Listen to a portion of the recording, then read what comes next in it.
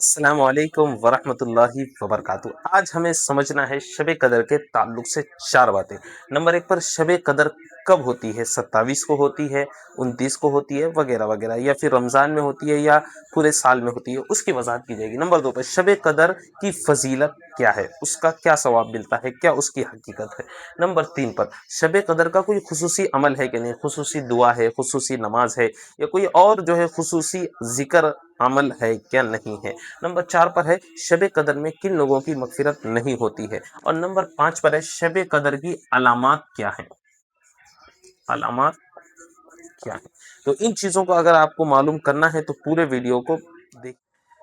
تو سب سے پہلے شب قدر کب ہوتی ہے، تو اس سلسلے میں چار چیزیں ذہن میں رکھیے، چار باتیں ہیں، ایک دو تین چار۔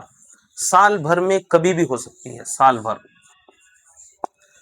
اس لیے بہت سارے جو علماء اکرام ہیں، وہ جو بڑے بڑے علماء اکرام ہیں، وہ روز آنا اپنے آپ کو عبادت میں لگا دیتے ہیں رات میں، کیونکہ سال بھر اگر کوئی شخص عبادت کرتا رہے تو اس کو ضرور شب قدر مل جائے گی۔ دوسرا قول یہ ہے کہ شب قدر صرف رمضان میں ہوتی ہے، تو اگر کوئی شخص رمضان مبارک کی ہر رات میں عبادت کرتا ہے تو اس کو شب قدر مل جائے گی بھائی۔ نمبر تین پر شب قدر صرف آخر کے 10 دنوں میں ہوتی ہے، آخر کے 10 دنوں میں، اس کو آخر عشرہ بھی کہا جا سکتا ہے۔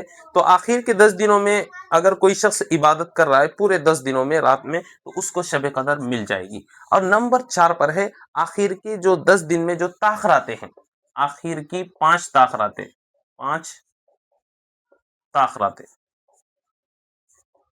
اس میں اگر کوئی عبادت کر رہا ہے، مثال کے طور پہ 21ویں، 23ویں، 25ویں، 27ویں اور 29ویں، ان 5 تاخراتوں میں کوئی شخص عبادت کر رہا ہے تو انشاءاللہ اس کو شب قدر نصیب ہوگی۔ تو یہ چار چیزیں ہیں۔ تو نمبر ایک پر اگر کوئی شخص سال بھر روزانہ رات میں عبادت کر رہا ہے تو اس کو تو بالکل کنفرم مل جائے گی۔ رمضان میں جو ہے عبادت کر رہا ہے اس کو بھی مل جائے گی۔ آخر کے 10 دنوں میں کوئی عبادت کر رہا ہے اس کو بھی مل جائے گی، اور آخر کی 5 تاخراتوں میں کوئی کر رہا ہے تو اس کو بھی شب قدر مل جائے گی۔ اور بہتر یہی ہے، اور اس کے اوپر بھی عوام الناس کو اسی کے اوپر عمل کرنا چاہیے۔ جو علماء ہیں، جو عبادت کرنے کے شوقین ہیں، وہ جو ہے اوپر والے تینوں میں سے کسی اور کو بھی اختیار کر سکتے ہیں۔ دوسرے نمبر پر ہے شب قدر کی فضیلت کیا ہے، بہت آسانی سے سمجھ سکتے ہیں۔ نمبر ایک پر قرآن میں کیا فضیلت آئی ہے۔ قرآن میں اللہ نے فرمایا انا انزلناہ فی لیلۃ القدر، کہ ہم نے بلا شبہ قرآن مجید کو لیلۃ القدر میں اتارا ہے۔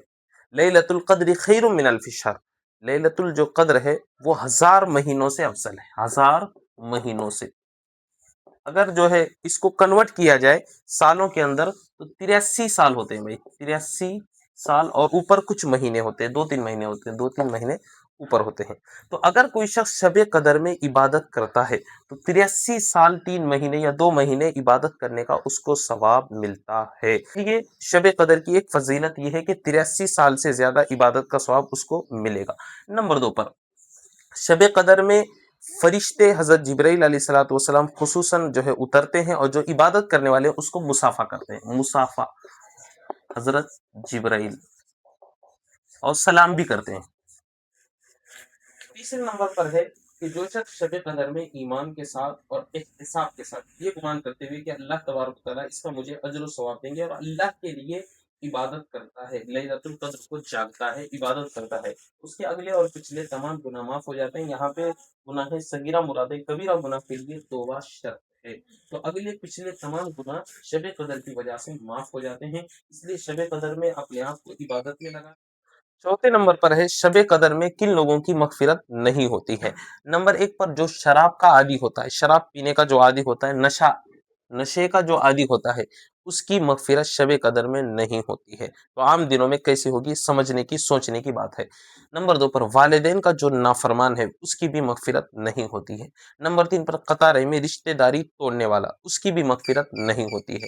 نمبر چار پر دل میں کینہ رکھنے والا، دل میں کسی کے تعلق سے برے خیالات آنا اور اس کے تعلق سے برا سوچنا، اس کو कीना कहते हैं, तो कीना रखने वाला भी की भी लैलतुल क़द्र में मग़फ़िरत नहीं होती है। इसलिए अल्लाह से दुआ करें कि अल्लाह तबारक व तआला जो है इनसे हमारी हिफाजत फरमाए, और अगर इनमें से अगर किसी में आप मुब्तला हैं तो अल्लाह तबारक व तआला से दुआ करें कि अल्लाह तबारक व तआला इन चीज़ों से हम जो है माफ़ी मांगते हैं, तौबा करते हैं, और हमारी मग़फ़िरत फरमा दीजिए। अगर आपने सच्ची पक्की तौबा कर ली, अगर इसमें से कोई है शख्स और उसने सच्ची पक्की तौबा कर ली, तो इंशाअल्लाह उसकी भी मग़फ़िरत हो जाएगी। कदर की अलामत क्या है? नंबर 1 पर शब कदर की जो वाज़ेह अलामत है कि उसमें जो समंदर का पानी होता है, आम तौर पे समंदर का पानी खारा होता है, लेकिन शब कदर में वो जो पानी होता है मीठा हो जाता है। तो समंदर का जो पानी है वो क्या हो जाएगा? खारा पानी मीठा हो जाएगा, एक अलामत। दूसरी अलामत, शब कदर के बाद वाला जो दिन आएगा तो उसमें जो सूरज निकलेगा तो उसकी रोशनी तो होगी लेकिन किरणें नहीं होगी, शुआएं नहीं होगी। और भी अलामतें, लेकिन ये 2 अलामत जो है कन्फर्म है।